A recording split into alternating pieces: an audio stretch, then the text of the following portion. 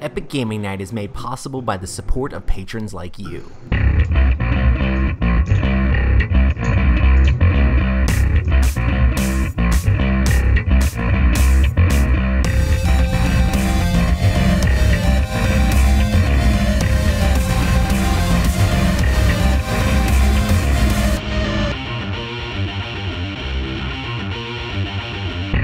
Welcome to the Epic Gaming Night podcast, a podcast about the stories and relationships board games create.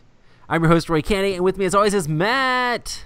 Hello. And Rob. Pika Pika. Yes. Yeah. Dude, man, I'm totally getting the Let's Go Pikachu and Eevee game, mostly because I have two little children. Bro, did you see the trailer for the Pikachu detective movie? Dude, I can't believe Ryan Reynolds is Pikachu. That is literally insane. I insane. can believe it. I can believe that Ryan is Pikachu. I'm a little sad when they first announced the movie. There was a bunch of people on Reddit who were like signing a petition to try and get Danny DeVito to voice Pikachu, and I was like, "Oh my god, that'd be great." Nice. Yeah, so there's a gruff little Pikachu who's like, "Hey, come here." You're like, That was a terrible Danny DeVito impression, but hey. I don't know. I saw the trailer today for the Pikachu movie, and I was like, all right, real quick, this actually looks good. Like, I may have to go see this movie. I didn't expect the Pokemon to look as good as they would look in that miming Pokemon. Oh, when yeah. he's like, go shove it. They've got like that like, I've seen like people put like those realistic Pokemon like pictures up before and stuff like that. They look a lot like those do a lot of times. So it's kind of, it's kind of almost like, I don't know, some kind of creepiness to it though. I don't know, for me. Oh no, it's a little creepy. It almost reminded me of the how Winnie the Pooh and stuff are in that new Christopher Robin film. Uh-huh. Like super, just like patchwork and look like they're made out of just big balls of yarn. Yeah. I was like, okay, cool. Yeah, that is Awesome. kind of that is a little weird. Cool. Oh man. Well, tonight we're going to be talking about choices in games. Woo. Choices. But I do want to talk about some news things. Matt, I don't know if you heard, because I don't know if you were part of the text messages or if you saw the email or announcements, but one of the Or on news things we want to talk Instagram. about is that Blood Rage Digital is going to be happening. Oh, It's going to be on that's- Steam. Interesting. And here's the crazy thing. So they're actually going to be doing a Kickstarter for this to like make it happen. But literally the flyer they have says Blood Rage is going to digital. We're going to have a Kickstarter, and there's going to be lots of content like scenarios, solo play, and expansions. I was like, and what? And Blood Rage what? So, I mean, I'm going to be real sad if they come up with all these digital expansions and don't make like physical products for that stuff. Or Well, see, that's what I'm interesting to hoping. see how it happens, because I would love to see more That- stuff for that game. That, in my mind, is basically, I feel like the only thing that they would need to kickstart. Like, why would they need to kickstart app creation?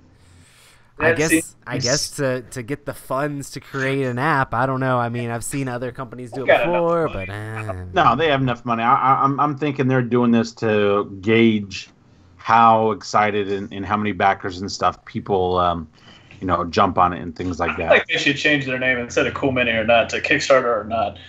And Kickstarter or not. just go from there. Because that's almost everything that company does. Like, yo, guys, we got this great idea. We basically finished it. All we're going to do is need you to give us several $1 million.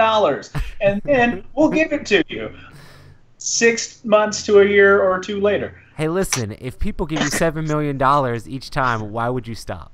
I mean, it's a valid point. I wouldn't stop. Why would you stop? I am Hey. also not a large company. If this happens, though, we could finally get in a game where all of us play against Timothy Gay. Oh, snap. Because Roy didn't play. Is that guy still around? Yeah. Tim, can you Oh, that hear me? guy's still around. In fact, when this was going down, he mentioned me in the board game geek section. I got an email alert that my name was mentioned by him because somebody made a comment about the Wolfman, and he was like, "Oh, hey, Robert Newman, you don't know anything about that Wolfman being any good, do you?" Like, bro, low blow, Nice. low blow. Yeah, But man. anyway. It's interesting because they said something about like alternate sculpts for the exclusives, and I think for Fenrir and the Wolfman. I wonder if they're trying to use that as a way to be like, let's get around.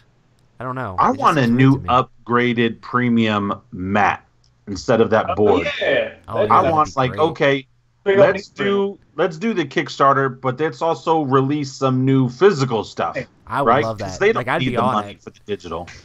Literally, if they made Blood Rage 2 and just redid the game or just had expansions for the game, I feel like that. I mean, I would be much more excited about that than.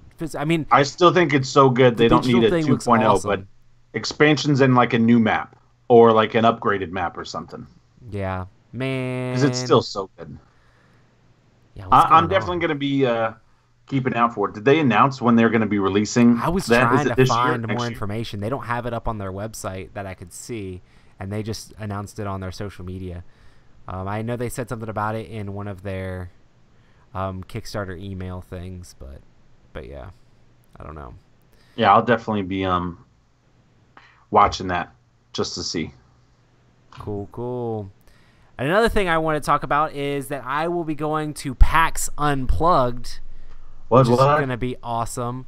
I'm actually going to be working at the Plaid Hat booth a lot for this convention. So make sure to hit me up over at Plaid Hat. I'm hoping to be demoing like Guardians or Starship Samurai, Crystal Clans, stuff like that. Which Jordan, if you're watching and you are watching, Jordan, I want a rematch from our Crystal Clans game from Dice Tower Con. Nice. I didn't know what I was doing and he wrecked me. Oh, yeah, that game's super interesting. Bro, he had like this engineer, like the Stone Clan, and then he built these tower ballista things in my base. That's what you gotta do, man. Just wreck their deck. It was terrible. But yeah, I'm super excited to hang out with the Plaid Hat guys, and I'm also any time that I'm not there, because I'm gonna be working with those guys to do that. Anytime I'm not there, I'm gonna be trying to help out at the Dice Tower booth as well. So make sure to hit me up wherever. What else are you doing?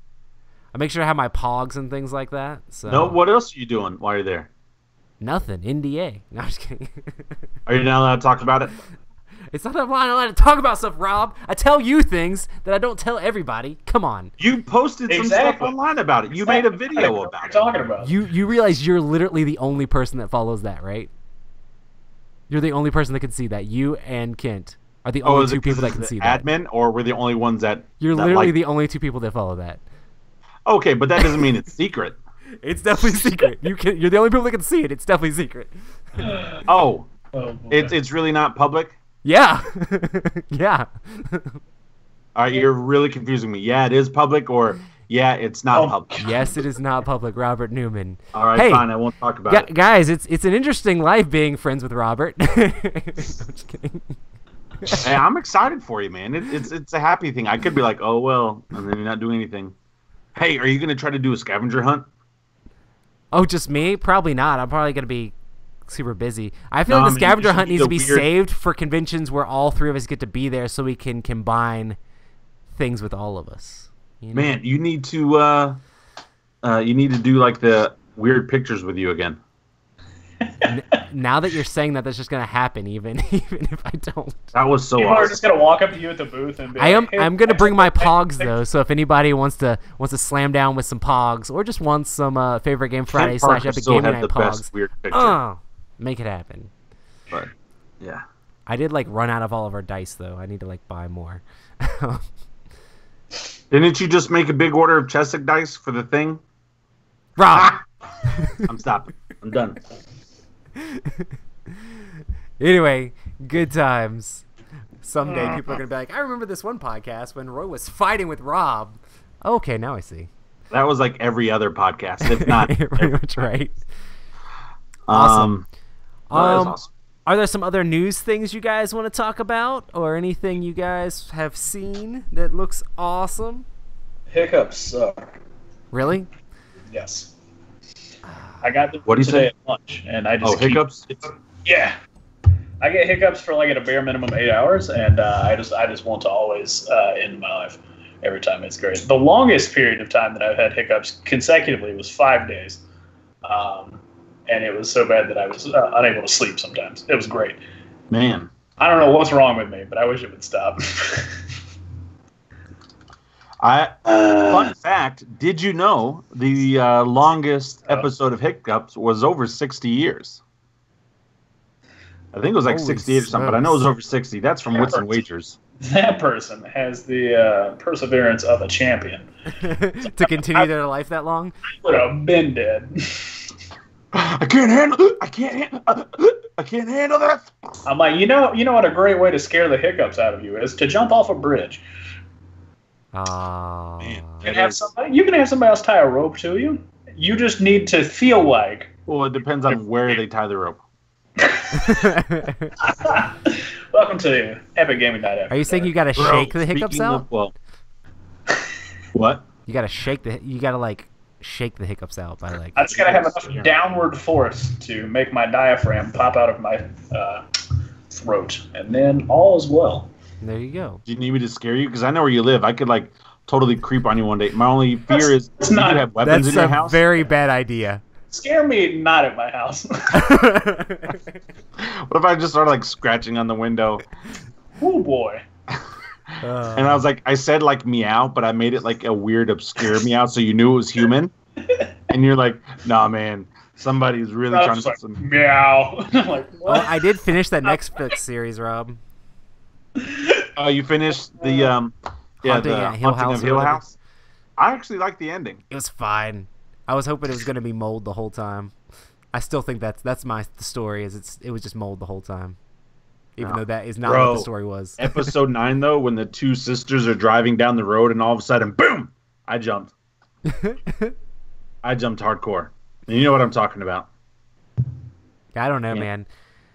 Yeah, It was fine. It was fine. It was fine. Yeah, I still Hey, think Cabin in the Woods is better.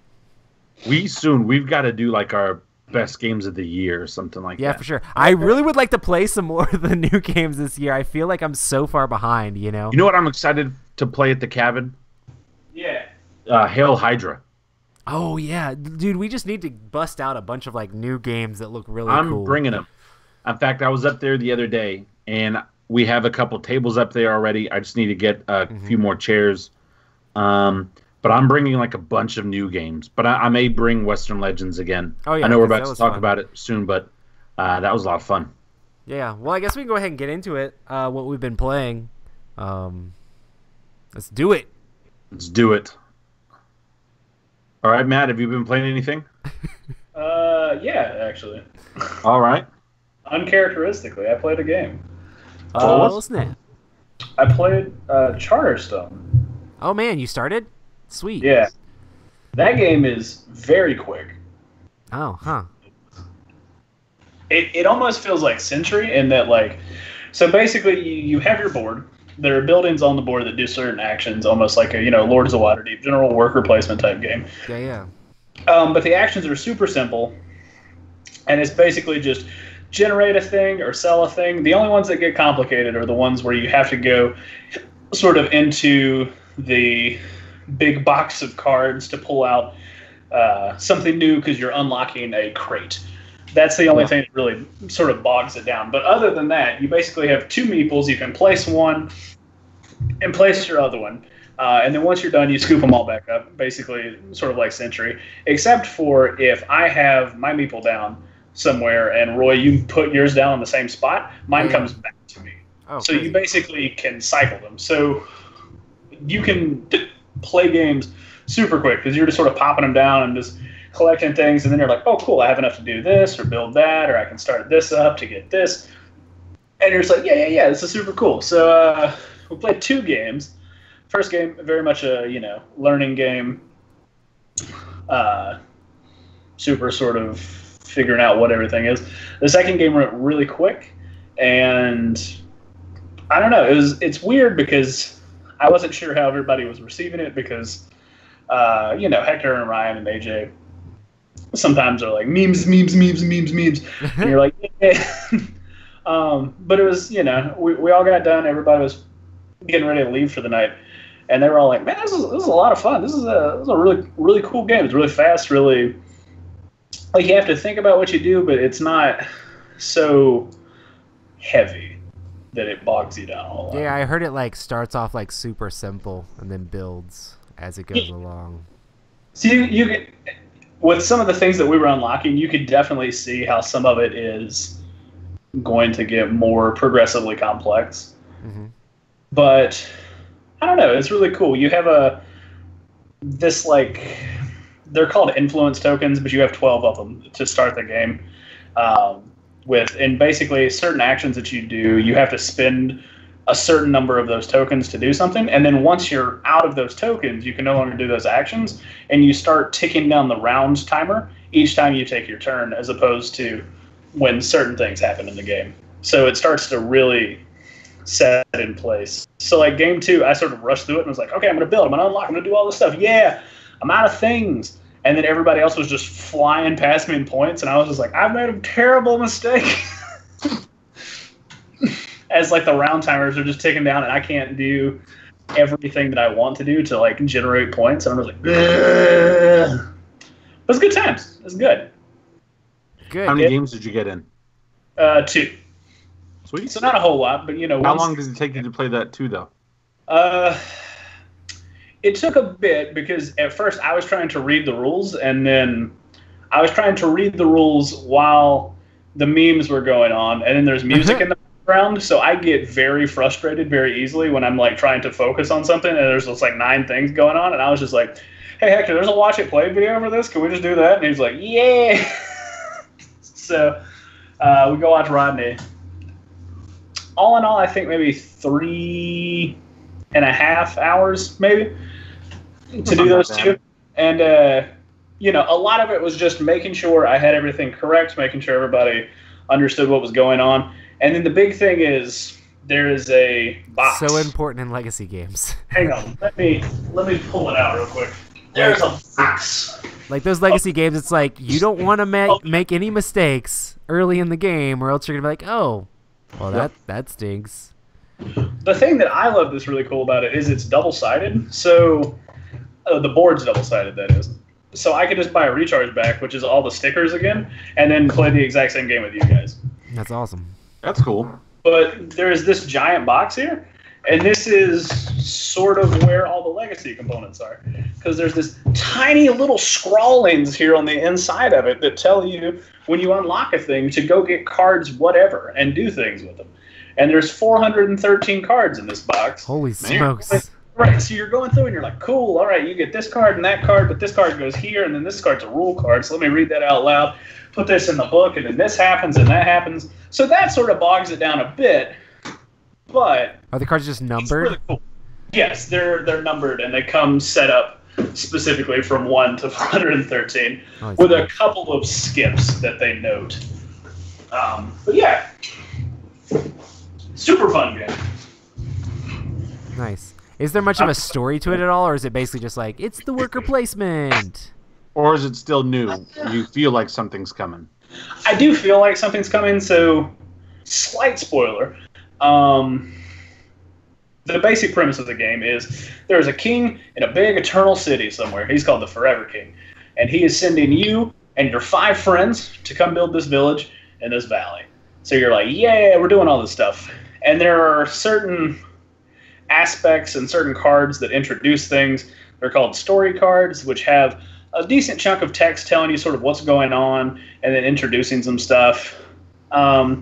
But at the end of the last game we played, there was a card that gave the person who had the most resources and money a choice. So that person scratched it off and then read it and then was like, ooh, I don't know what I should do. And basically he was presented with 2 choices. He could make the king mad or he could make the king happy. And then that sort of affected how the next couple of games are going to play out based off some interesting things. So I'm That sounds like a punk king, man. Yeah, so I'm interested to see how Incite the rebellion. No, I'm just kidding. Yeah, man. So what did you pick? Oh, it was AJ because I had spent everything. So you're making the king mad then? AJ actually made him happy because he thought he would get a better reward for it. He got a crappy reward and now he doesn't care? I don't think any of us got a reward at all, actually. Oh man. It's just like something that happens. No, maybe they did. It's just I didn't get a reward because I had spent literally everything trying to get points to catch back up, and everybody else just had stockpiles of stuff. And they were like, "Oh, cool, well, we can get like a point or two." Nice. So I don't know, but I'm pretty sure. Yeah. You excited to play again? Yeah, I was literally texting everybody today to be like, "Hey, y'all working this weekend? Y'all want to try and bang this out somewhere?" Because like Pandemic Legacy Season 2, still in my closet, still haven't finished it, and I don't want to get to that point where I have such a large swath of time between Legacy games where I feel really weird jumping back into it. Yeah. Like I'll probably force them to get back into Pandemic Legacy Season 2. But It's like you almost need like one of those catching up trailers. yes. Yeah. Absolutely. Previously. Yeah. The start of season recap. Yeah. Man. Yeah. You should bring it to Cabin Game Day and have them come up there and you guys play it on Saturday because we're going to have multiple people. We're not all going to be able to play like the same game together and stuff like that on Saturday. So like that's what Saturday is all going to be about is just hanging out, playing whatever. And if we all get to a point where we all want to play like a big game together, we can. But it's just all going to be hanging out. And we're going to have an even better time that Kent can't make it. So You're happy that Kent can't make it? Aw. I'm only saying that because he's in the chat. I really actually do like Kent. He's a good guy. Yeah. Nice. So, Roy, do you want to go over what we played and then because you'll be able to explain the rules and stuff better. I can try to. So we played a game that I don't own, but I actually am I don't know. I like it. I'm going to play Rob's copy, though, because it needs to get played. But yeah, we played Western Legends. So Rob's been talking about this and wanting to play it so much on the podcast, and I was super interested in it. I wish I could have backed it because it looked cool at the time. But this is a Western game where you're basically playing a Western character. Some of these seem like familiar characters, but just a bunch of different Western characters, and you're going around just trying to gain legend points. And there's all sorts of different ways you can gain legend points. This feels like a very sandboxy game where you can just there's a bunch of ways you can get points, but it's up to you on how you try to choose to do that. You can choose to go around and be lawful and try to take out bandits and get some martial points and get some legend points that way. Or you can go mining and get gold. Or you can go up and get some cattle. And when you have that cattle, you can either steal the cattle and take it over to the other ranch and be an outlaw about it and get a bonus that way, which I think is a little bit shorter of a path. Or you can go take the cattle down to the train tracks and sell it off, helping out the ranchers, which gets you martial points. There's all sorts of different stuff you can do when you're playing this game. One of the cool things is a lot of times you're doing things to gather money as well as legend points, and you can go back to town and spend that money in several ways. You can either gamble and do the whole poker thing to try to get more money, or you can take it and buy a bunch of items in the general store and upgrade your character.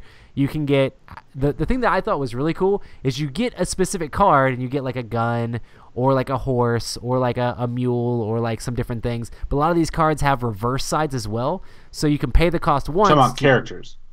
No, the cards, the item cards. Okay. So you buy the item cards, and you'll have that card will be really cool with the different powers, like the guns or the horses that let you go faster and things like that. And then you can pay it again, pay the whole price again, and then you get to flip it over. And it becomes an even better upgrade version, and it'll give you extra points at the end of the game. So it's kind of cool. It's oh, well, I upgraded my character or upgraded my item some, and now I'm upgrading them again. Got a little bit more money. So it's kind of cool. It gave you that feel of a purpose to go get the money. It's man, I really want to upgrade my character so I can go get money and get legend points faster, so I'm going to get upgrades so I can go do more stuff. It was really cool. There's also these little story things that you're trying to fulfill that kind of give you a goal to what to do during the turn. And you can try to place your token on one of those each turn. There's 2 of them out. And a lot of times it'll be gain a outlaw or martial point, or spend $80 at the general store, or different things like that. And when these things get triggered, whoever has placed their token on it will get a little bit of a bonus. And then it'll also have little story events where it'll put extra gold at the mines and replenish the bandits around, or maybe get rid of all the bandits, or move the sheriff and things like that. The combat in this game is basically just you're playing out. You have these different poker action cards that you're going to be playing out, and they'll do all sorts of different stuff. Whoever has the highest number, and if you have guns and stuff like that, it can like negative your opponent's number that they play. You're just trying to have the highest number. We're doing that. You can also play these cards as actions a lot of times to either give you extra actions to do, or maybe give you some money, or maybe move the sheriff, or maybe do all sorts of different stuff. There's all sorts of stuff. Sometimes some of them just count as a gold nugget in your hand, which is kind of cool. You can go to the bank and rob the bank. There's all sorts. You just have lots of choices and lots of options of what you want to do. You can duel each other. You can rob each other. Yeah, and there's just all sorts of different ways you can run around to try to get points in this game. And that's pretty much Western Legends. You're just playing Western folk heroes running around trying to become legends. Was that a good enough explanation? Yeah, no, I think that was a good rundown of the game. Cool. Those are your thoughts, Rob. I really enjoyed it. I really, really, really liked it. I liked it better than Zaya. I know Zaya is a big sandbox type of space exploration, but one thing that I don't like about Zaya is because it does actually get so big with the board and things like that. Zaya, I feel like Zaya can run away from you. If somebody explores something and they just kind of make that sweet, steady little area, I don't know. There's just a couple things about Zaya I'm not crazy about. It's a good game, but I'm just not crazy about it. But there's one thing I do like about Zaya, and it is the board of like jumping and flipping into an area that you have no idea where it's at. Yeah. Like the exploration of Zaya, I think is top notch. Dude, if they made Western Legends modular, I would buy that. Oh, That'd man. be amazing. That would be really cool. But I love how the characters can be upgraded. I love the interaction of if you want to be lawful, if you want to be neutral, if you want to be, a good guy, bad guy, whatever you wanted to do. And I really liked, we were playing with Trevor, and Trevor won some legendary points from playing poker. He played Texas Hold'em, and he had a better hand. And nobody was in the town with him when he played poker, so it was just him against the house, the game. And typically, when you're not playing against another player, the person to your right controls the cards for the game. And so it was a lot of fun. It was cool. Like, you can get points and try to win the game in a bunch of different areas in a bunch of different ways. I also like this board being smaller than Zaya. It's not that hard to get to go where you need to go. The whole thing seems simple. Like, it seems like it's a really easy to get into, easy to throw down. It is not hard to explain. Now, granted, you and I were avid gamers, but we had pretty much picked up on the majority of stuff. I would say we were about 75 to 80% efficient within 10 minutes of playing the game. Like, except for a couple little fine details and stuff here and there where we weren't paying attention, we were running and going, and taking our turns and having a lot of fun. I ended up becoming an outlaw. I tried to become a good guy. I tried to become good, Matt. I was trying to do the good job and the quick and narrow. I was trying to make my mama happy and all that stuff. It seems like being an outlaw is where it's at anyway. So, bro, it ended up being really fun for me and really good for me. But the times I tried to become a good guy, they would play cards that would not let you get the good guy points. You want to get martial points. And so I'm like, screw this, man, fine. And so we're at a point in the game, and this was the first time I ever played the game. And so you guys know I say this all the time, and I really do mean it. The first time I play a game, I'm not trying to win the game. I'm just trying to play it to see what's going on. So we're playing, and Roy and Trevor are being good guys. And I was like, I just went to the bank. I was going to pigeonhole into that with my character I started with, but that's fine. Yeah. Because I started, my character was the sheriff. Gets extra abilities and stuff, too, after you get so many legendary points and stuff like that. So it was pretty cool. But I got to the bank. I turned in my gold nuggets. And I was like, you know what? Screw this. I'm going to rob the bank. Yeah, he turned in all his money to the bank and then immediately robbed the bank. So I turned in all did that, robbed the bank, and all of a sudden, boom, boom, boom, I just started jumping up and stuff. And what's cool about being a bad guy compared to being a good guy is at the end of the game for the good guys, where you're at on the good guy track, you'll get so many points at the end of the game based on where you're at. As a bad guy, you get legendary points at the end of your turn. Yep. Not the end of the game. And I think the good guy track, it's either 1, 2, and 4, right? Depending on where you're at in their track. And it's the same for the bad guy track. Yeah. 1, 2, and 4. But they'll have to wait to the end of the game to hopefully get 4 points. and I could get. And I was getting 1 and 2. I mean, rather quickly. I got into the 2-track pretty good. And so for the last 2 or 3 turns, I got X amount of points just because I was a bad guy. And they tried to get me.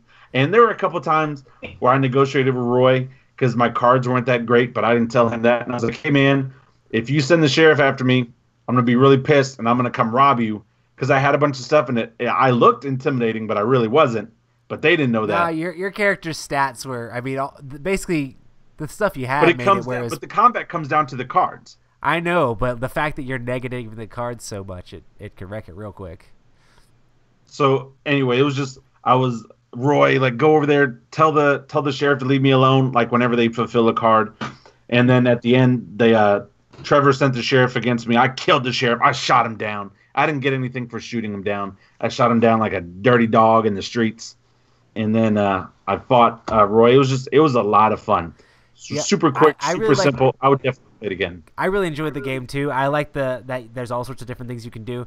I thought it was fun upgrading your character, like trying to get the money and make that happen and do all the different stuff. I would definitely do completely different strategy than what I did the first time.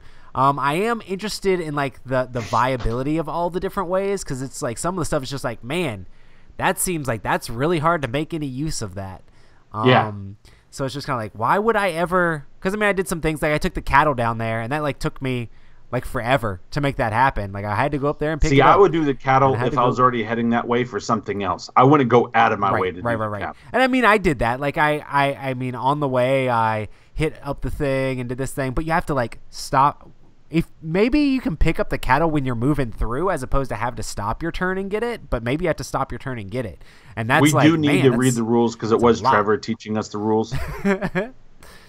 But yeah, now there is one thing. I do have one angst against the game, and that is actually the rule book. There was one point where we were trying to find the rules about dueling, because Roy at the end of the game fought me, and we were trying to figure out like who gets points and stuff like that. Well, I ended up killing Roy, or not killing him, but I knew I couldn't beat him. I was just like, well, I'm not gonna win. I might as well go try to shoot Rob once. But the examples and stuff that the rule book gave and things like that, it wasn't very clear. Like Trevor interpreted it one way, but after we read it out loud and Roy read it again, it was like, nope, it's this other way. So I don't know if that was just a Trevor thing or whatnot, but that's my only angst so far against the game is the rule book could be a little bit better. And gold seems real good in that game. Like I'm assuming that the way it's supposed to work is you're supposed to play. If you're trying to win the game and not have fun, go get gold. Well, I mean, if you're just trying to get your character set up, just go get gold and get $1 bajillion and $1 bajillion points, and then you can buy all the items you need. You get $20 per gold piece that you bring in, right? And you get a point per gold. The thing is you that get you get a legendary point per gold piece. thing. It's a lot of money and a lot of points. Those 4 points, if you can do that every round, that adds up quick. Now, if there a way for like the bandits to like jump 4. you and steal your gold, or if other players were able to like feasibly come over there and take your gold from you, maybe it's just because we're playing with 3. If you were playing with more, maybe you get jumped if you tried to build up your gold. But I'm just like, gold seems real good, because if you're able to fill up your thing and take it back, how many slots do you have on there? 4? You can only carry 4 gold pieces at a time. That's 4 points. We played to 20. 4 points is a lot of points. Yeah. It was a lot of points. And 4 times 20, I mean, that's a lot of money. So, I mean, you can buy, like, upgrade horses, upgrade weapons, upgrade stuff. Well, you can do the gold and then have enough money to spend the $80 in the store if that's what one of the side missions are. And so it was a lot of fun. I do think playing it again, I would be more of a harassment to the other players, especially if I'm going like the unlawful route. If you're going the lawful route, you can't really do that to other players because it makes you bad. But then, you are I feel right. Like next time we play, we're just all going to be outlaws, just wrecking each other constantly. Hey, man, it was fun. Once I finally decided, Mom's not here. She's not watching me. She doesn't know what's going on. I'm going to be a bad guy. It would be interesting to see, like, if you can viably build up yourself to be able to take somebody, or if it's just going to come down to, well, he had the ace and I had the king, and so he won because he had the ace. Ugh. Nope. But see, with my character, every time I was outside of the city, I had like a bunch of bonus stuff. Yeah, I think and so because my guy was a miner and he was like a little bit frontiersman. better than ours.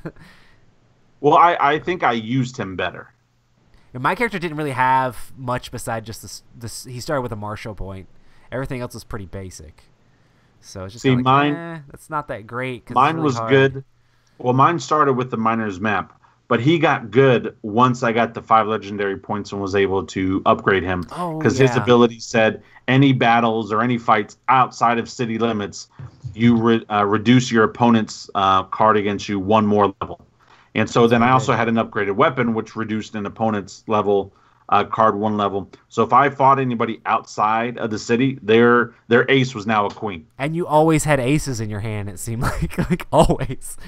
Always. Well, after like the first couple rounds, and I realized how strong the cards were, I quit taking money because at the beginning of the round, you can take $20, you can take 2 cards, or you can take 1 card and a $10 bill. And after that, I would just go after cards. Yeah. Kent's talking about how great the cattle are. Kent, you are a Eurogamer. You can move the cattle from here to this box and get all the points. Yeah, but Get you can out do of the here, same Kent. thing with the bandits. And they're not that hard to kill. You Like, can we move kill more bandits cattle like if crazy. you have an upgraded mount. Yeah, but I mean, you can just go faster, but it's hard to. You Yeah, cannot but get we there were in told between. you can only carry 1 cattle. Yes, if you See- can only carry one, can you carry more than 1 cattle? That's another question. Kent, you need to tell us. We need to, like, Trevor's our friend and stuff, but we need to read the rules. We just kind of take Trevor's word at it, and we're like, okay. And he could totally be steering us wrong. Kent, you're not that guy. I got that joke steering us wrong.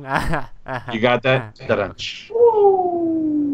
I don't even think he meant to do that. That's fine. Donnie, it's a really good game. Yeah, I loved it. We do have the expansions, Kent. Yeah, we got to play with the expansions. Yeah. We'll try to play at Cabin Day. Matt, we'll definitely play that Friday. Yeah. With He Who Shall Not Be Named and Adam He who shall not Sparks. be named. Yeah. I can't say his name. You have an NDA on your thing. I have an NDA on his name. Nice. Yeah. Uh, Sweet. awesome. So that's a show. Thank you guys for listening. I heard Oh I yeah. heard that's a late. really terrible dad joke, if you want to hear it. Yes. Okay, so... Oh, no, now I'm blinking. That was a great Did I tell dad you the joke. yodel I'm joke? setting myself up for failure. Did I tell you the yodel joke? The dad yodel joke? No? Knock, knock. Who's there? Little old lady. Little old lady who? I didn't know you could yodel. Oh, boy. You hadn't heard that before, Matt? I have not. That's a dad joke. That is is old school right there. Okay, the joke is why couldn't Harry Potter tell the difference between his best friend and his cooking pot? They're both called Ron. Hey, They're both called Ron. Cauldron. Yep. Ron. I like it. it's I'm gonna bad. use that. It's awful. I hate puns. But I'm a dad, and so that works for me, even though my kids don't know Harry. Well, my daughter knows Harry Potter, but she hasn't read the books. But if I said Ron, she'd be like, who? I was watching a YouTube Pretty video sure when we that just came lost, up, and like, then I 3 stopped the viewers. YouTube video, and then I just went away from my computer, and then went and laid down in my bed for a while. After you heard that joke? Yeah, I was like, I can't. I can't go on That joke anymore. was so good, it made you go lay down. Oh god. Wow. Nice. Words have power, people. All right, so what are we talking about tonight, Roy? Cool. Tonight we're talking about choices in board games. I figured it'd be appropriate since we played a game that had so many choices. Gameplay is all about making meaningful choices that help you do well in a game. What are some choices you have to make in board games? Or just like some choices. Bluffing. Bluffing's a big choice. Mm-hmm. Say his name, Matt. Say his name. That was a good bluff type of a thing. Yeah. Yeah, that was a situation. That was great. Man, as much as we rag on Rex, we do have a lot of stories from it. It's just that one game was so epic. I don't know. Here's the thing. I don't know if we could ever top that experience. See, I don't either, and that's why I would be worried playing it again. Yeah. Because it's like if it doesn't live up to at least that, And I'd want to play with AJ, but I don't think AJ's ever playing that game again. That game's amazing. Whatever. So what's another choice? I mean, I could keep going. There's just so much stuff. Like, it's like, oh, do I go here? Do I go there? Like we're Blood talking Rage, about. Do you go that draft? Oh yeah, Blood the Rage. choices are so important in that draft, and it's like compound choices, because you're trying to build combos. So it's like making this choice, this pick makes you choose a certain way next pick. It's like, okay, well, there's a 5 attack card. Do I grab the 5 attack card, or do I wait to see if I get a 6 attack card? I mean, it's just kind of. Do you want a turtle or not? Yeah. Do I want to step out here? Is this going to be good for me, or am I just going to go balls to the wall? And if I lose this, I pretty much lose the game. And playing these games are like the choices that other people make in these games influence your choice a ton. It's like, okay, well, he's going over there, so maybe I'll go over here, or maybe he's going over there. Let me go chase him over there. I mean, there's so many. I mean, that's basically what playing a game is, is trying to figure out the best choices for you to make to do well in the game, right? Yeah. Yeah, for What sure. about you, Matt? I mean, I feel like most every game has choices other than like Trouble or dice games, where it's just you do a thing to get to a point where you have a foregone conclusion waiting for you. Yeah, but some dice games have choices. The choice to re-roll it or not. Yeah, I mean, Press your luck choice. for sure. Like there's like you could break it down on a minuscule scale where it's almost every single thing you do is a choice, Yeah. So, I chose to get on this podcast tonight. yeah. I mean, but personally, I prefer games that are like choice-wise to talk about things like Tales of Arabian Nights or something where, like, literally the entire game is entirely built Based off of that choice. around your choice. Yeah. Like nothing else matters other than Darth Vader, you're amazing. you wanted to drink the landslide, and you were like, yeah, give me them rocks. He was typing that up before you said what you said. Oh, yeah. And then you started speaking and that came out. That's awesome. Yeah. Boom. Yeah. I mean, sometimes choices in Tales of the Arabian Nights do matter. I mean, you can specifically try to do certain things. Like, if you have combat skills, you can just start fights with people all the time, and sometimes it'll work out for you. Yeah. But if you don't have combat skills, you probably just shouldn't start fights all the time. I mean, you can make informed choices. But sometimes starting the fight is good no matter what, just because that's the certain encounter you're having right now. So it's kind of interesting. Sweet. Cool. What are some mechanics that encourage player choices? Oh, we're skipping 2 questions. Oh, sorry. I'll go back. Okay. Just real quick, I do like to have lots of options when playing a game. Oh, yeah. In fact, I don't like playing games where I don't have a lot of options. For sure. Because I feel like, why play the game? If you're not doing X, you're not going to win. Like, I like games like Blood Rage, for example, where Matt still does his crazy draft. And I know it's going to happen, but there's so many ways to win that game, right? Yeah. I've won it multiple ways now. Yeah, I've won Blood Rage several different ways before, too, which is really cool. It's like, okay. And you have to play with sort of the choices that you're given. Like, you start down a certain path. It's like, okay, well, I can't do Loki strategy because somebody else took the card. So, I mean, I've won that way before, but today I'm playing a different way because this is the card that I'm presented with picking.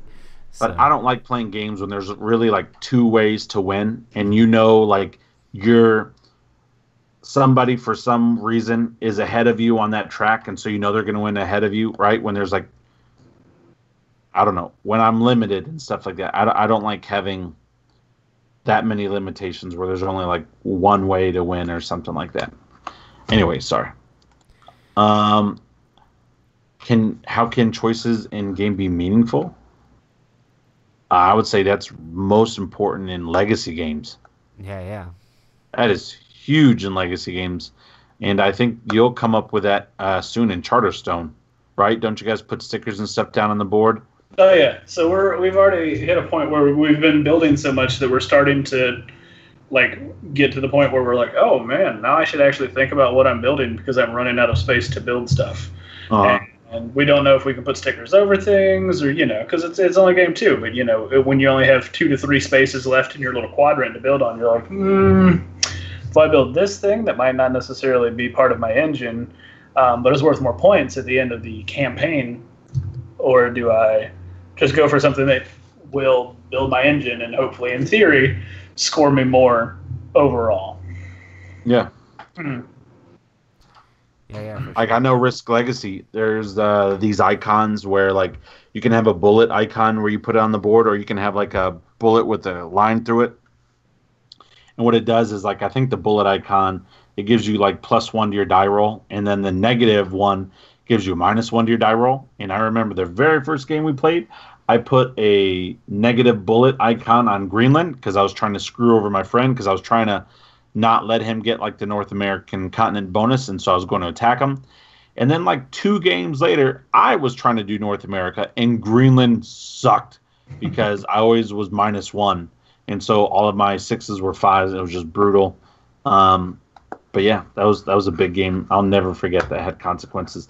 And I know the guy doesn't listen to this show, but his name is Kenneth O'Malley. And Kenneth, if you're listening, I'll never forgive you what you did to me in Greenland. Screw you, man.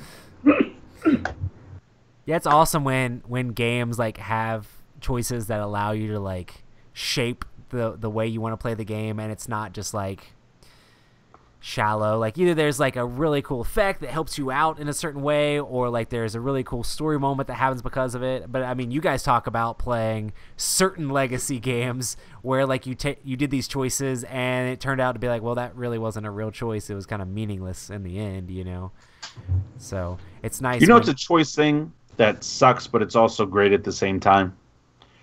Like when you're playing games like Near and Far or Pioneer Days. Yeah. And like there's those characters that get laid out that you can pick up or buy. Oh, yeah. And that person buys that character right before you. Or you. And you're like, no, I was saving up for that. I was going, and they were like, I know. And when they hate draft it or hate buy it sometimes. I always hate it more when they're like, oh, about this guy because it's a frog. And I was like, I was going to buy that guy because it's a frog. Yes. It's always great when even in like Century Crystal Golem or Spice Road, where it's like you're both working for the same one and you're getting right there on the edge of it, and then they grab it right before you, and you're just like, but wait, the colors I have now match nothing else that's out here. No.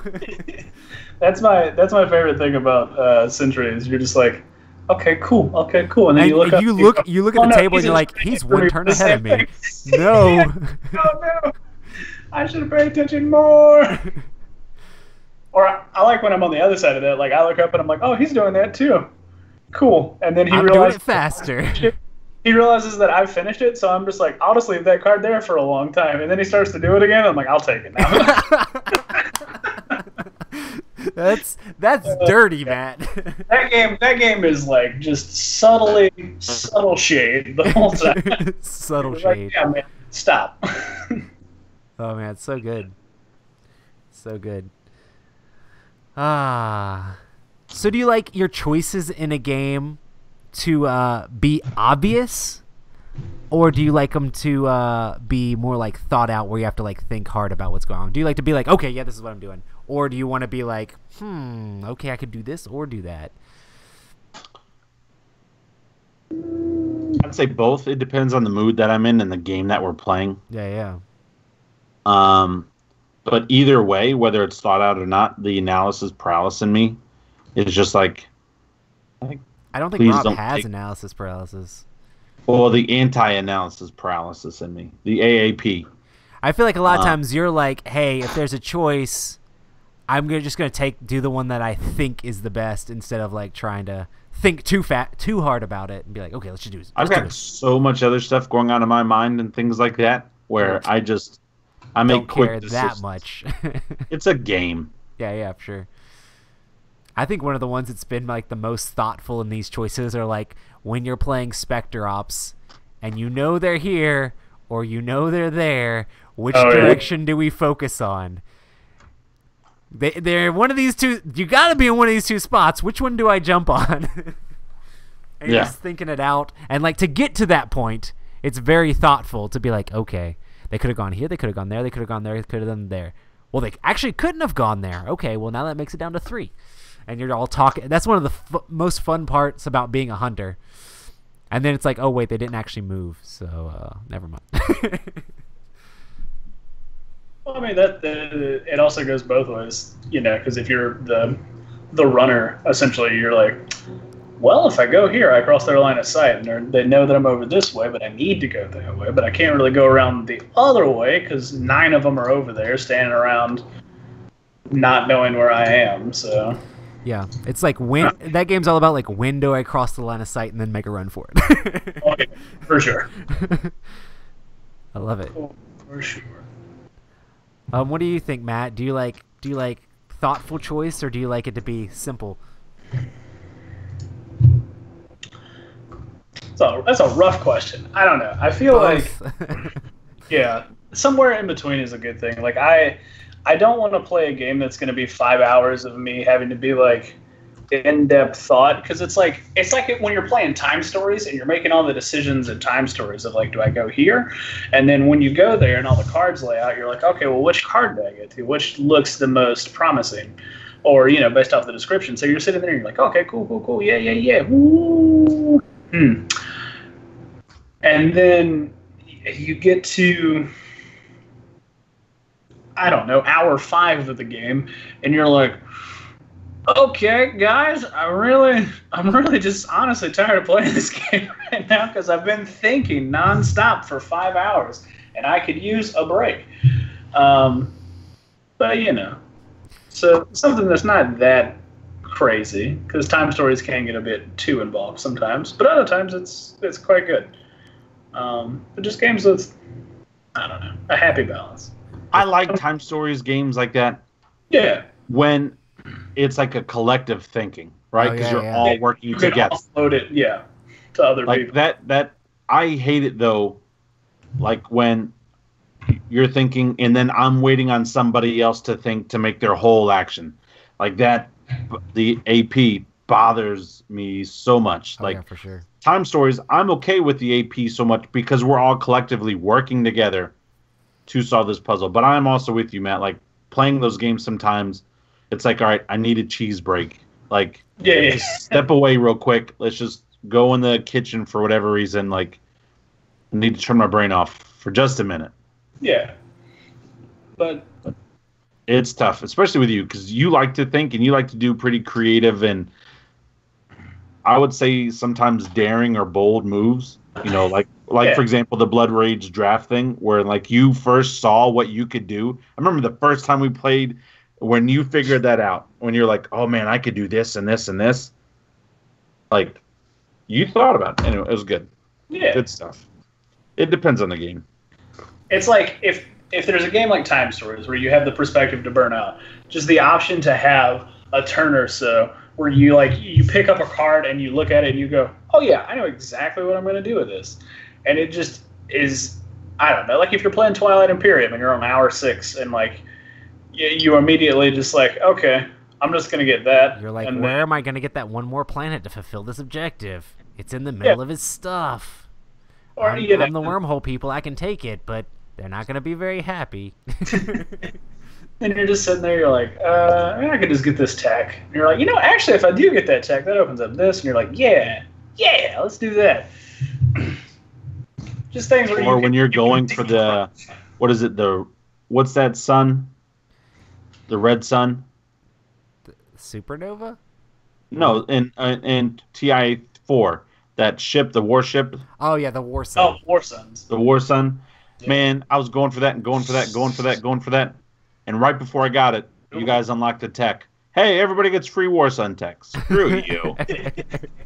I love that about the game sometimes, though. It makes it hilarious. Oh. That was great because we just immediately entered into the Cold War. Exactly. Everybody has War Suns, and we're just like... Everybody's got War Suns. Nobody's fighting anybody. Because we could all do so much damage to each other. Rough. I've played games where I know this is it's a video game / card game, but I'd play this really complicated deck in Hearthstone where it had like a huge draw engine. But Hearthstone, the turns are technically timed. So like I would be trying to think out and play my cards in the right order, but then I'd have this card draw engine, so it just kept drawing cards. And you start getting the timer. I don't know if you've ever played Hearthstone, but it has like a timer where it's like this rope that's burning, and it's going to go away. If it goes away, it ends. And like each time I play a card, I was getting to draw a card. So you just start spamming cards as fast as possible, because I'm like, I don't know what I'm hitting right now, but hopefully I can play as many cards as I can. But it's like, man, if I didn't think so much. But yeah, it's cool to have games where you get to think, and then sometimes where you get to chill out a little bit on the choices. It makes it easy choices. We're like, psh, I know what I'm doing. Yeah. That's how Rob's turns are. I know what I'm doing. Done. And on we go. Awesome. Hey, but you guys appreciate that. I do appreciate it. I did want to go back to what are some mechanics that encourage player choices? Well, one, drafting. That's a huge choice mechanic. Having to choose between all the different cards and how they're going to affect you and things like that. I'd also have to say consequences. Yeah. If is this going to cost you something like on Mansions of Madness? Do I really want to run over here because this thing got activated? Or is it going to kill me by separating from the group or something like that? Like, consequences for me will actually play a really big role. If I feel like sometimes I'm on that high and I'll just go for it, win or lose, right? Like, I don't care. But other times I'll be like, if I'm trying to play the long game, I don't know if I really just want to be that hero and go for it. So I love the whole there's a ton of games that use it, but the whole like little action point system. I know Pandemic uses it. Western Legends uses it. Man's of Madness uses it, where it's like you have your character has a certain number of action points they can do on their turn, but there's this list of actions that they can do with those action points. So it's like, hey, do I move? Do I explore? Do I trade items with another player? Do I go to the gold mine? Do I move to this? Do I fly to this city? Do I move to this city? Do I get rid of cubes? Do I try to get more cards in some way to do this thing or that? I think just the fact of like when you have these certain number of action points you have means you get multiple choices on your turn, but then there's like a list of 4 or 5 or 6 different things you're allowed to do with those action points. Makes every turn very interesting, because it's like, okay, well, I can go here and then do this and then do that and do that, or maybe I should go over here and do this and then do that and do that. So it like just opens up your choices like crazy when you have this whole action point system. And there's so many great games that use it, especially when you want those ones where it's like dudes running around doing things, like Mansions of Madness or Western Legends or whatever. There's just cool games that use that system a lot. Pandemic. What do you think, Matt? Are there any mechanics that you think encourage player choice?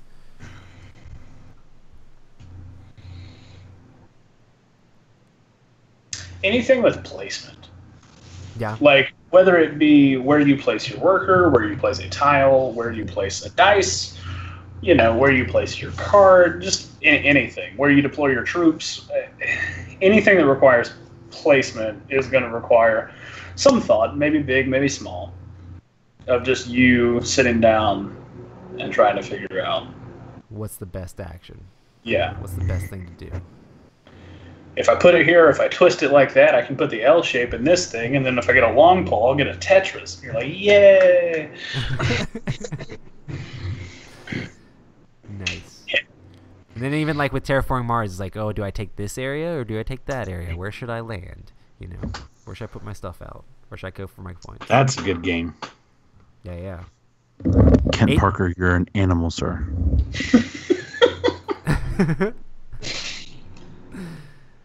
He's just out there doing work. Sweet. Awesome. What am I saying? Okay.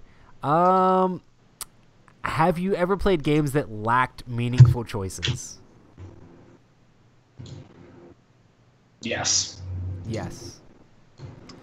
More specifically, we played a game pretty recently, Werewolf Legacy. There were a couple of times that I had no meaningful choices, but that wasn't so much the entire game. It was just certain situations that I was unfortunate enough to be stuck in. Yeah. I think that would change. Well, how about this? I hope it would change with more players. Oh, yeah. I think we screwed up a little bit on that game, and the fact that we at some points played with the bare minimum. Because at times where we played with like 10 or 11, it felt a lot better. And that's rough when that bare minimum is 9. It's rough. Yeah, for sure. I think of games like I have the game, I still have it, and I enjoy playing it. But Talisman is like so devoid of choices. It's like, do you go left or do you go right? And then you draw a random card, and then you roll a die. What did you choose to do? You have these fate tokens that can let you re-roll the die, and you can only use one. Good luck. I mean, it's a silly little game, but the choices are not very much. I mean, you're basically just choosing left or right, and then you choose, okay, now I think I'm ready to try to go towards the center, and then you get knocked out, and then it's just random. Insane amounts of randomness can like hurt your choices a lot. You know, if it's just too far. We're drawing random cards, then rolling a Reminds random me dice. of Root. Oh yeah.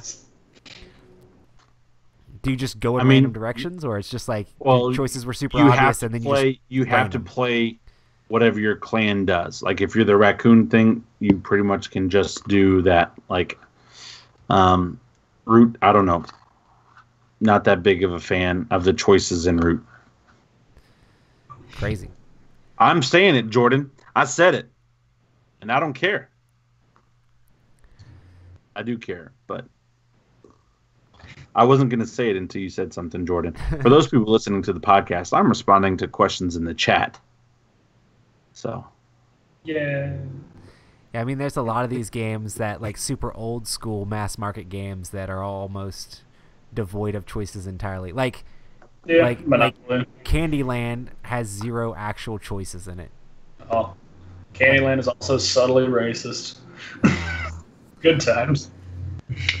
Good times. But it's like when you set out to play the game, that deck of cards is in a specific order. So before you even play the game, the winner is already technically determined just by the way that the cards are stacked.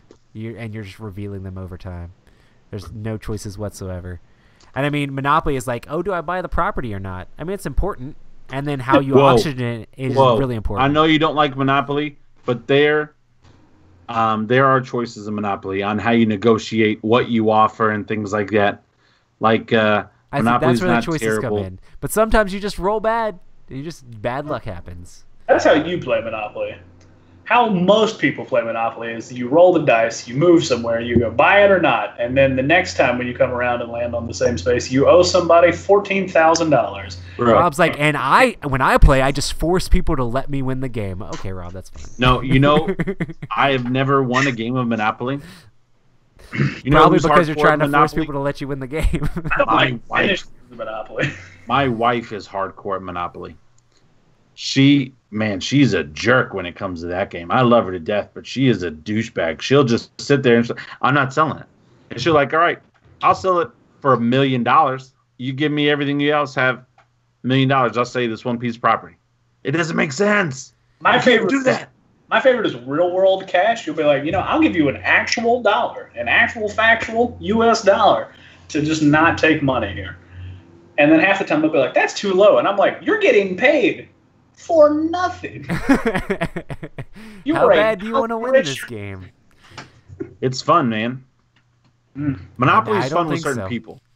I think there should be more games that are like that use just a negotiating system that doesn't revolve around the rules of the game. Now, I understand that it usually is the limitation of the people playing the game to feel like they have to negotiate within the game's confines. Yeah.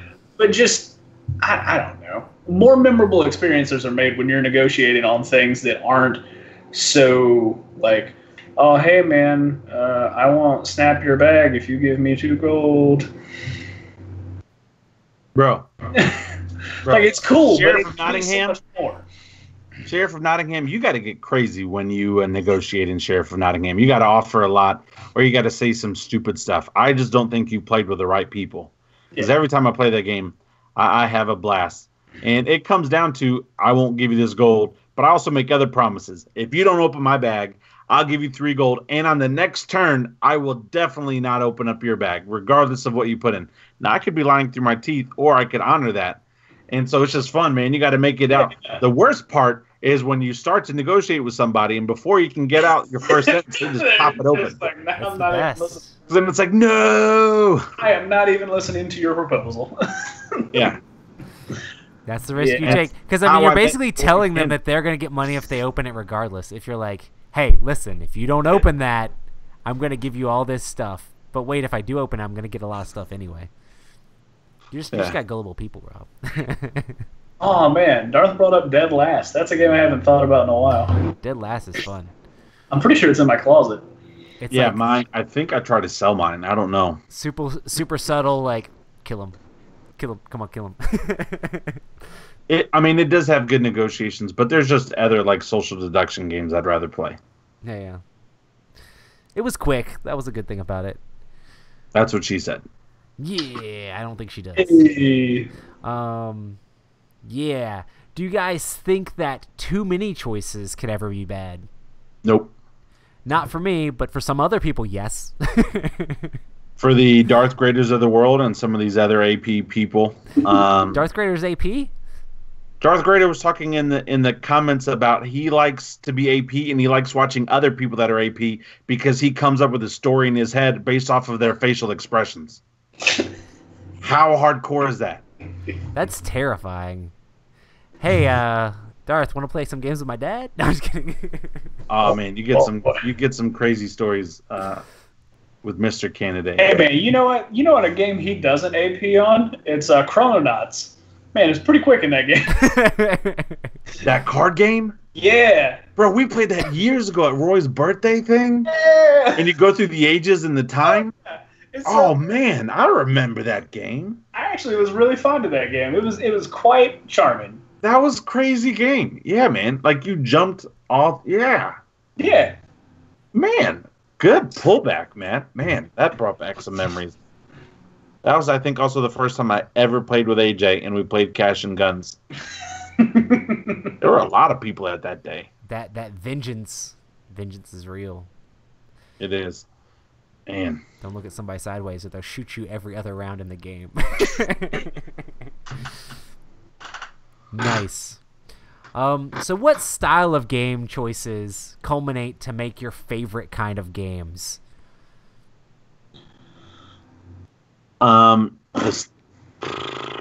What style of game choices? Well, I know I keep saying it. Well, drafting.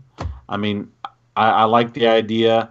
I like the sensation that I'm giving somebody else really amazing cards because the hand I got was just awesome. Yeah. Like even a couple weeks ago when I played Magic the Gathering for the first time in years, there were some cards where I was like, oh my gosh, these are really good, but they're not going with what I'm building right now.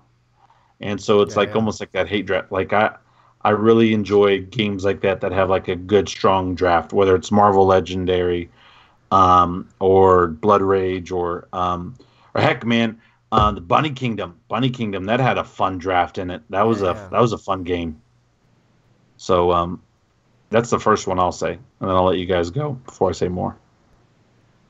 I don't know. For me, sometimes there's just this interesting thing of when you do the whole resource management and get a bunch of resources and then choosing how to spend that on different types of units or what you're going to spend it on, whether it's like, okay, do I save this for technology? Do I save this to buy this unit, or do I save it up even more and get this bigger unit?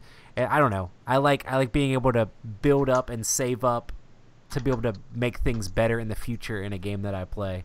So the choices of like what to buy and how to spend the resources that you've gathered during the game is fun. Like even in Western Legends, it's like, oh, you get this money, but it's like, what order am I going to buy these different items in? And when there's even more items in the game, it's going to be even cooler. And in Zaya, it's like, oh man, I can get all these ship mods. How do I want to save up my money and buy those things?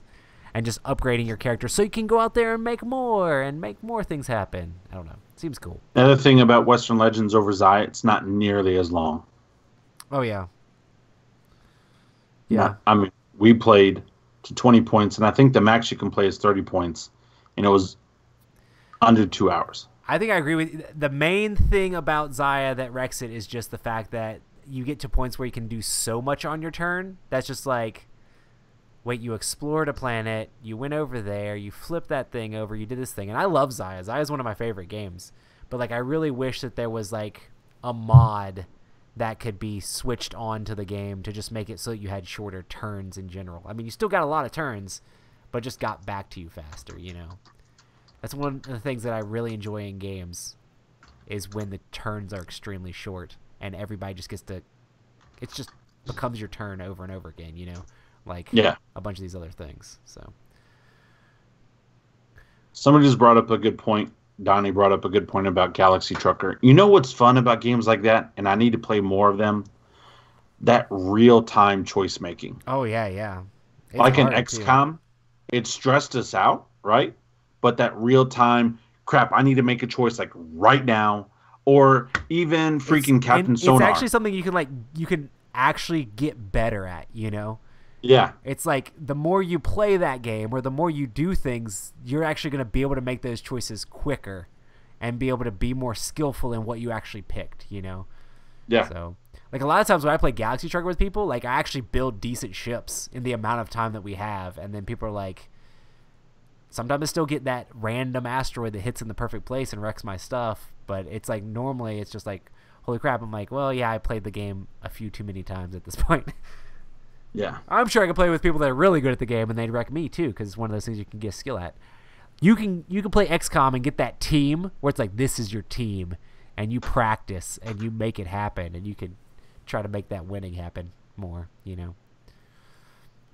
What about you, Matt? What's like a culmination of choices that makes one of your favorite kinds of games? I don't know. Usually, it's games where the choices really genuinely affect the narrative of the game. Yeah.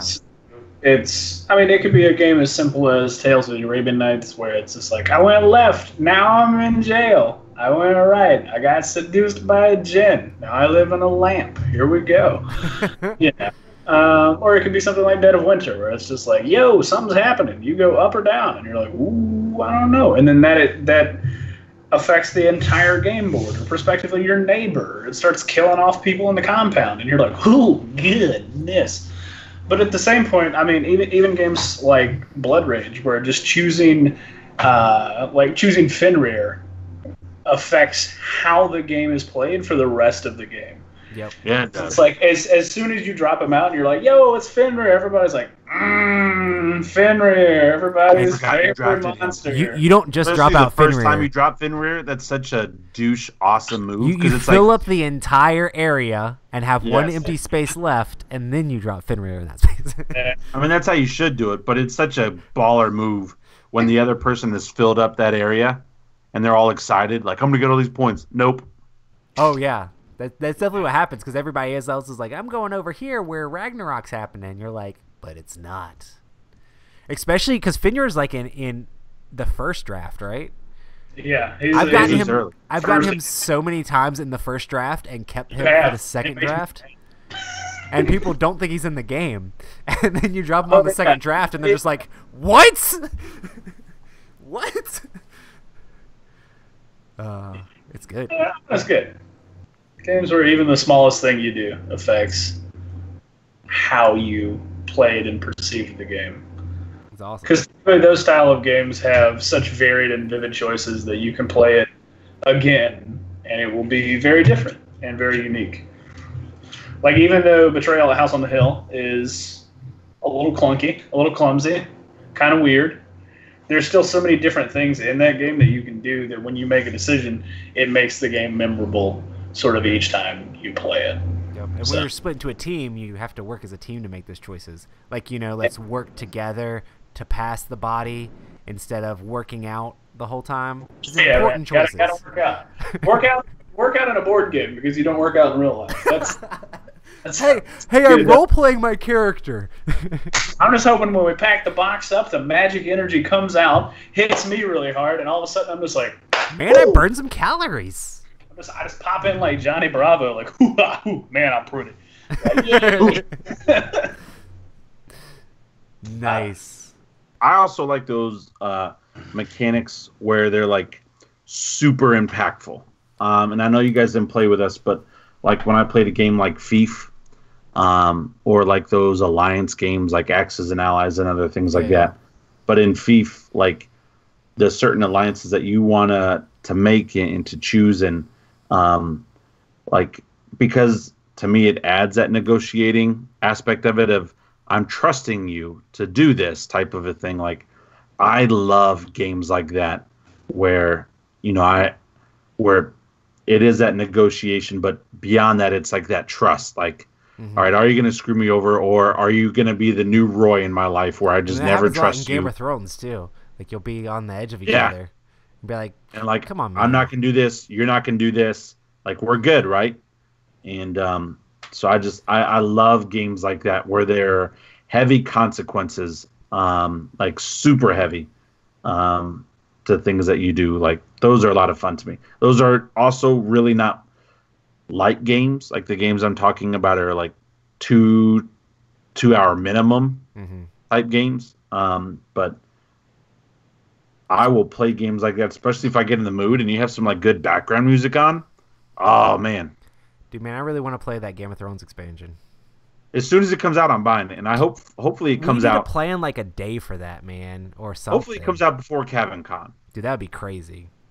Because I will pre-order it. I will drive to Raleigh. Is Kale coming? Pick it up. Oh, Mark Hale's coming. Yeah. Yeah.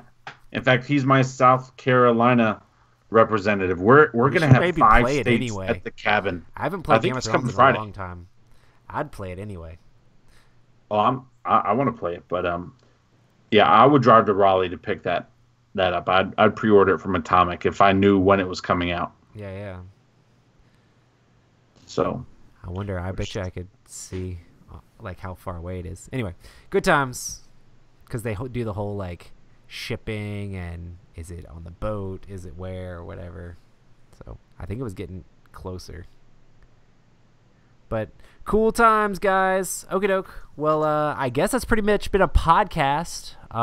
Hey, guys, make good choices in life. Hey, you know what's a fun choice? To watch the show. Well, yeah, not only to watch the show, but when you're playing BSG and you jump for the win or not. Oh, yeah. Like that Hail Mary, like, to kind of answer Darth's question, what's your last chance, like you could win or lose on this happening. I think for me, Battlestar Galactica is still one of the biggest choices, one of the biggest and best. It's an epic win or epic fail. So yeah, backing on Patreon is a great choice. Yes, it is, sir. Put in all of your tokens down on a 4-1 odd in Wits and Wagers Vegas, and then winning it. That's pretty solid. Didn't you do that? Pretty solid, yeah. It's pretty solid. Feels good. Now I don't believe them where like you can bet on the 10-1 Vegas edition, and if you're just the closest, like you win. That's so over the top. The way we played it in the past, and the way that Jake taught us was you had to be exactly right. Yeah. Like if the answer was 47, you couldn't be 45, but the one that gets closest, you had to be 47. Because that's how you and Jordan at the end came back. I know Jordan came back. He bet on himself a lot. Yeah, Wits and Wages Vegas. That's probably the best party game out there. That and Telestrations. Yeah. Are like two just awesome. That's a choice. What game do you play when you have a bunch of people over at your house? I like how Telestrations starts off serious, and then it just gradually gets more and more silly and crazy, and then all of a sudden you got ghosts in your front yard burning things, and you're like, oh, hey. I don't think that I've ever played a game of Telestrations without just crying because I was laughing so hard. Yeah. Like, it's literally that hilarious every single time I play. I'll never forget what my father-in-law drew 3-4 years ago, and I still have it saved on my phone. I'll never delete it. That's awesome. It's the best ever. Puppy love, and he's got the guy like holding the dog in his crotch, and he's like the most non-secular person you'll ever meet in your life. He's like such a cowboy, and he meant to be like the guy. He meant to draw it like the guy is like holding the puppy and like loving on it, but it looks like he's just dry humping the mess out of this dog. And everybody just laughed their heads off. And he's like, what? And he's super country. Ain't that puppy love to y'all? What are y'all talking about? And we're like, and his name's John Wayne. John Wayne, look at this and tell me what you see. Is this not bestiality? Y'all are perverted. Y'all can't talk like this. Oh, man. So messed up. That's so fun. Awesome, guys. Well, thanks so much for tuning in. We stream these Tuesday night at 9 p.m. Eastern Time at youtube.com/Epic Gaming Night. Make sure to join us on the podcast. It's definitely awesome to have all you people here in chat. And thanks so much to all of our patrons for backing us on Patreon, helping us continue to do the show. If you want to support us, make sure to check us out at patreon.com/Epic Gaming Night. Yeah, and just hit us up on the Instagrams at Shades of the Mind, at writing.newman, and at Epic Gaming Night. You know, come talk to us. Come talk to us. Start a conversation. Just say hi. Just How say you hello. doing? We're human. We're human. We're here. We have emotions. We want to say hi. Awesome, guys. Thanks so much, everybody. You are the best. We appreciate y'all. Bye. Bye.